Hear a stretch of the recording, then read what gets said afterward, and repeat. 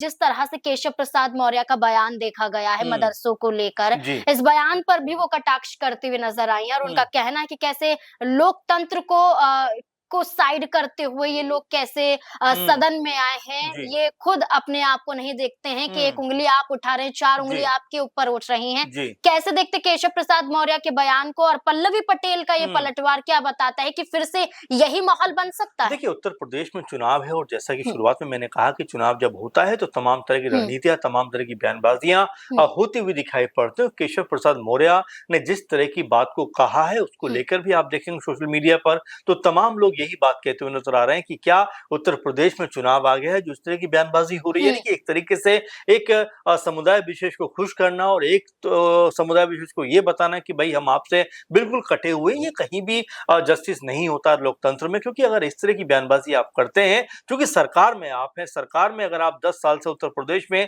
अगर बीजेपी है और उसके बावजूद भी अगर मदरसों को लेकर इस तरह की बात करते हैं तो क्या आपने कोई उचित कार्रवाई नहीं की? क्या आपको पता है कि वहां पर ऐसा होता है फिर भी आप उसको चलने दे रहे हैं? तो सवाल कहने के फिर उनके ऊपर खड़े होते हुए नजर आएंगे। और दूसरा महत्वपूर्ण बात जो आप कह रहे हैं कि पल्लवी पटेल ने जिस तरह कहा है कि देखिए बिल्कुल कोई भी जो बेहतर राजनीति करना चाहता होगा या करता है उसके लिए कभी भी धर्म जाति का कोई मुद्दा होता नहीं है। वो उससे हटकर विकास की बात करना चाहता है, बेहतर शिक्षा की बात करना चाहता है, बेहतर युवाओं के भविष्य की बात करना चाहता है। लेकिन अगर हम कुछ नेताओं को देखें तो वही जाति धर्म के ऊपर आकर अटक जाते हैं। पल्लवी पटेल ये भी कहते हुए नजर आती हैं कि भाई जब चंदा चोरी हो जाता है, लोग श्रद्धा के साथ में दान करते हैं और उसको जब चोरी कर लिया जाता है तो आखिर विधानसभा में आवाज क्यों बुलंद नहीं होगी? 403 जो विधायक है उनको लोगों ने चुनकर भेजा है, उनका आने का मतलब यही है कि जनता की आवाज को उठाएं और कहीं भी कोई गड़बड़ी आए उसको लोगों का जो भी उसके प्रति रुझान होता है उसको सरकार के समक्ष रखें। लेकिन अगर सरकार नहीं सुनेगी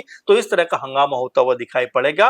और केशव प्रसाद मौर्य ने जिस तरह से बयान दिया है, क्योंकि आपको ये भी देखना पड़ेगा 2022 में यही पल्लवी पटेल थी जिन्होंने केशव प्रसाद मौर्य को, हालांकि उस समय भी एक बड़ा नाम थे, उनको सिराथू से हरा दिया था। और इस तरह की बयानबाजी अगर केशव प्रसाद मौर्य करेंगे तो जाहिर बात है कि एक समुदाय विषय जो है वो उनके खिलाफ चला जाएगा। क्योंकि इस तरह की अनर्गल जो बयानबाजी होती है वो कहीं ना कहीं अपने ऊपर भारी पड़ती हुई दिखाई देती है। इसीलिए जो पल्लवी पटेल हैं इस बात को रखती हुई नजर आती है कि बेहतर राजनीति करनी चाहिए और बेहतर तरीके के बयान देने चाहिए। क्योंकि अगर आप ऐसे बयान देंगे तो कहीं ऐसा ना हो कि जनता आपसे रूठती हुई दिखाई पड़ जाए।